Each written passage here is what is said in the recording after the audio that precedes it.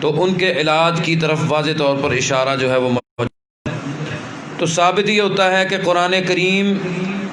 صرف اللہ کی کتاب ہی نہیں ہے، نہ ہی اس سے شریعت اور دین لینے کا کہا جاتا ہے،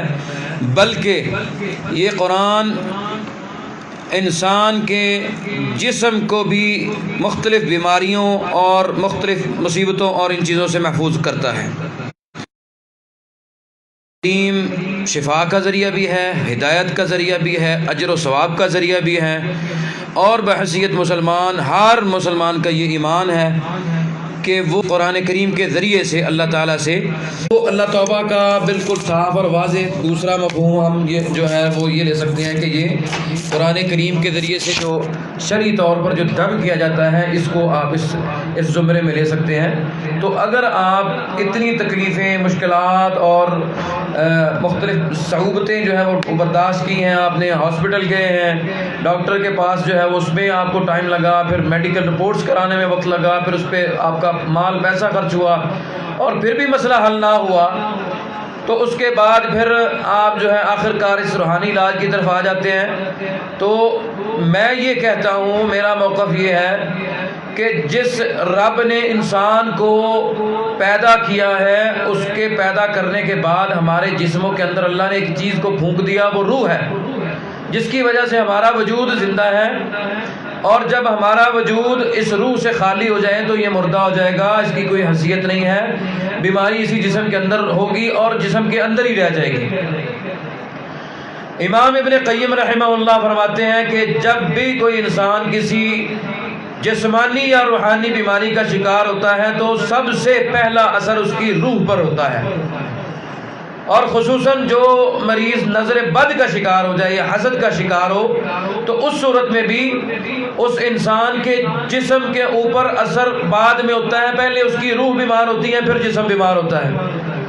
تو جب انسان کو یہ پتہ چل جائے کہ اس کی روح جو ہے وہ ایک اہمیت رکھتی ہے، اگر انسان کے جسم کے اندر سے روح نکال دی جائے تو انسان کا جسم مردہ ہے، انسان کے جسم کے اندر جو باڈی آرگنز ہیں وہ کسی کام کے نہیں رہیں گے، تو پھر ہمیں اپنے علاج کے حوالے سے بھی آغاز پھر روح کے علاج سے ہی کرنا چاہیے نا۔ تو ہمیں پہلا جو سٹیپ ہے وہ یہیں سے لینا چاہیے کہ ہم اپنے گھر سے، اپنے وجود سے، اپنے جسم سے آغاز کریں کہ ہم اور کچھ نہیں، کم از کم سورۃ الفاتحہ، یہ ثابت ہے اللہ کے نبی صلی اللہ علیہ وسلم سے، حدیث سے ثابت ہے کہ اس کے ذریعے سے جو ہے وہ دم کیا جا سکتا ہے، حدیث موجود ہے، خود ایک بڑا معروف واقعہ ہے اللہ کے نبی صلی اللہ علیہ وسلم کے صحابہ سے کہ کسی قبیلے کے سردار کو دم کیا اور اس کے بدلے میں اجرت میں بکریوں کا ریوڑی پورا لے لیا۔ تو اللہ کے نبی صلی اللہ علیہ وسلم نے یہ نہیں پوچھا کہ یہ اتنا زیادہ مال اور متاع ان سے تم کیوں لے آئے ہو، سوال یہ کیا کہ تمہیں یہ کیسے پتا چلا کہ سورۃ الفاتحہ دم ہے اور اس سے شفا حاصل ہو سکتی ہے۔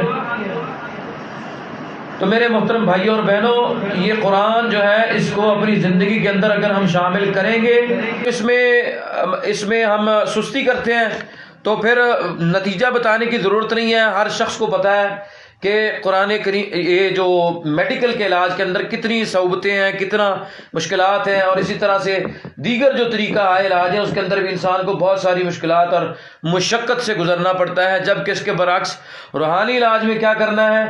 جو قرآن ہم روزانہ پڑھتے ہیں اسی قرآن کو ہی پڑھنا ہے، لیکن اس کا وقت مخصوص کر کے پڑھنا ہے، آپ نے اس کو خاص ایک طریقہ کار سے پڑھنا ہے کہ جس طرح سے 3 وقت کے کھانے کا اہتمام کیا جاتا ہے، کھانے کے لیے وقت مخصوص ہے، صبح ناشتے کا وقت ہے، دوپہر کے کھانے کا وقت ہے، اسی طرح رات کے کھانے کا وقت ہے، اسی طرح دیگر چیزوں کے اہتمام اور اس کی جو شرائط و ضوابط ہیں، تو یہ رقیۃ الشرعیہ کے ذریعے سے علاج جو ہے اس کی بھی شرائط اور ضوابط ہیں، اس کا ایک طریقہ ہے۔ اگر آپ اس کے طریقے کے مطابق اپنا علاج کرتے ہیں تو اللہ کے فضل و کرم سے آپ کو ضرور بالضرور اس سے شفا حاصل ہوتی ہے، اور الحمدللہ ثم الحمدللہ اس طریقہ علاج کے ذریعے سے بحیثیت معالج میں آپ سب کو یہ یقین دلا رہا ہوں کہ بھئی آپ اگر اللہ کے اوپر کامل توکل اور یقین کے ساتھ کسی بھی چیز کو قرآن کریم میں سے اپنے علاج کے لیے مختص کر کے پڑھتے ہیں، اپناتے ہیں، اور اس پر توکل یہ رکھتے ہیں کہ اس میں برکت اور شفا جو ہے وہ اللہ نے ڈالنی ہے، تو یقیناً اللہ تعالیٰ کے ہاتھ میں شفا ہے اور اللہ تعالیٰ آپ کو ضرور شفا دیں گے۔ اور میرے ذاتی تجربے اور علم کے حساب سے میں آپ کو چند چیزیں واقعات بتا دوں